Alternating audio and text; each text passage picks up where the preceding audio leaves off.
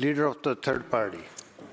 Thank you, Honourable Speaker. Missing from this year's budget is tangible support for renters. This government has consistently told renters, who make up a third of the people in BC, you're on your own. It's up to you to keep up with rising rental costs. And let's be clear, a $400 tax credit does not address the dire situation that renters face in BC. Rents are surging between tenancies. In 2023, the rent for vacant units in Victoria was 42% higher than the rent for occupied units. It doesn't have to be this way. This government could implement vacancy control, which removes the financial incentive for landlords to evict tenants. It's the most cost-effective way to provide renters with immediate and genuine housing security. The NDP once cared about renters. Dave Barrett's government implemented vacancy control in the 1970s when inflation and rental costs were high, and it worked. Advocates, including the BCGEU, have been loud and clear. Bringing back vacancy control would make an immediate, tangible difference for renters. My question is to the Minister of Housing. Will he listen to the experts, stand up for renters, and bring back vacancy control? Minister of Housing. Thank you so much, Honourable Speaker. Thank you, Honourable Speaker. Thank you to the member for the question. And we exactly are listening to the experts.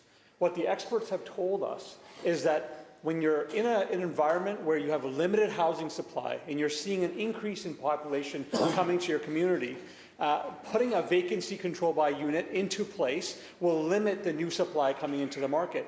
We are seeing historic amount of units coming online right now. 14,000 units last year. We had 8,000 the year before, Honourable Speaker. Now, put that in context, 10 years ago, we were about 3,000 or less. So we're seeing historic levels of new units coming online, Honourable Speaker, and we are listening to the experts. The experts have told us, the BC Housing Task Force that we had put together, advised against this move because it will slow down more rentals. It may help some people in the near future, but it will hurt us over the long term.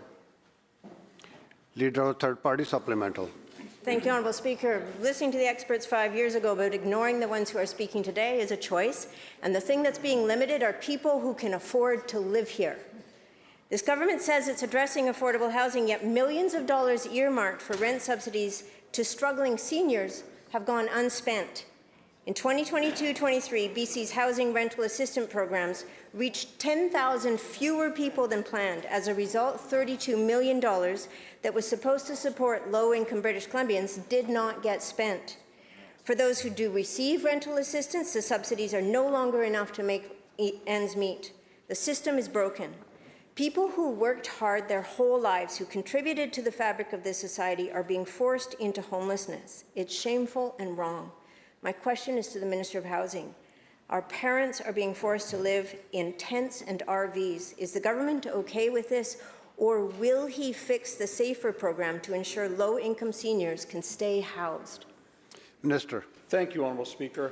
Every single day I get up as Minister of Housing is focused on making sure that everyone has an affordable place that they can call home. Honourable Speaker, I appreciate the member's question, but every single measure that we've brought forward to try to address this challenge, to get more housing built near transit, to get more housing built close to communities, Honourable Speaker, has been opposed by the member across the way.